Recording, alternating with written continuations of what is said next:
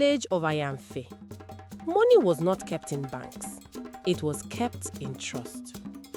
Every moon market, the villagers gathered in the square. At the center stood a wooden drum, old, cracked, sacred. Elder Daramola would strike it once. That sound meant, "Bring what you have saved." Coins fell like rain, notes folded like prayers. This was how rent was paid, how school fees were raised, how roofs were repaired, and for many seasons, the drum never lied. One market day, Zainab noticed something. The drum sounded hollow. She frowned. "Why does the drum sound lighter?" she asked. Elder Daramola laughed it off. "Wood grows old," he said, but Nana Eshe's eyes narrowed. Kofi, counting in his head, felt uneasy. Sometimes problems do not shout, they whisper. The trouble came quietly. When it was Kofi's turn to collect his savings for tools, the amount was short. "This is not what I put in," he said. Zainab backed him. "Me too, something is wrong." Voices rose, finger pointed. The drum stood silent. Elder Daramola's face hardened. "Are you accusing the drum?" he asked. Fear entered the square. Disagreement spread like dry season fire. Zainab accused Kofi of impatience. Kofi accused the elders of hiding things. The group split into whispers and camps.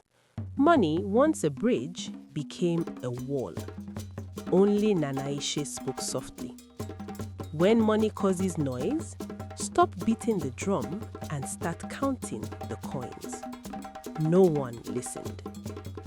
That night, the drum disappeared. By morning, the village shook. Accusations flew like arrows. It was the youth. It was the elders. It was Zainab. The savings group nearly broke apart. Without the drum, there was no meeting. Without meetings, there was no trust. Under firelight, Nana Eshe spoke again. Her voice was slow but heavy. She revealed the truth. Elder Daramola had been borrowing from the savings, planning to return it before anyone noticed. The drum was never lying. People were. Silence swallowed the fire. Some wanted to leave the group forever. Others wanted Elder Daramola punished. Tears fell. Dreams hung in the air. Unfinished houses, unpaid fees, broken plans. Kofi clenched his fists. Zainab's voice cracked. The group stood at the edge of ending. That night, they made a choice. Not to scatter, but to rebuild. New rules were written, not on paper, but in memory. No single keeper of money. Counting must be public. Records must be shared. Leaders must be watched, not trusted blindly. The drum returned, but it no longer held money. Money went into many hands. Months passed. The drum still called meetings, but now it only marked time. Zainab grew patient. Kofi learned planning. Elder Daramola stepped aside. Nana Eshe smiled. The savings group grew stronger than before because this time, wisdom stood beside trust. Years later, visitors asked, "Why do you still beat the drum if it no longer holds money?" Nana Eshe answered, "The drum reminds us that money must be counted, trust must be checked, and community must be protected." And so the village of Ayanfe prospered, not because they saved money, but because they saved understanding.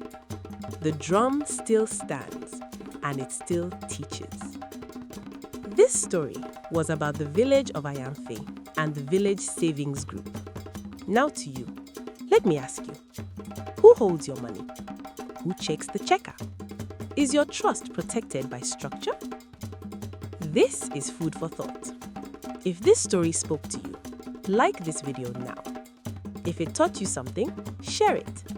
And if you believe money lessons are better remembered through stories, hit the subscribe button right away. See you soon for another money story.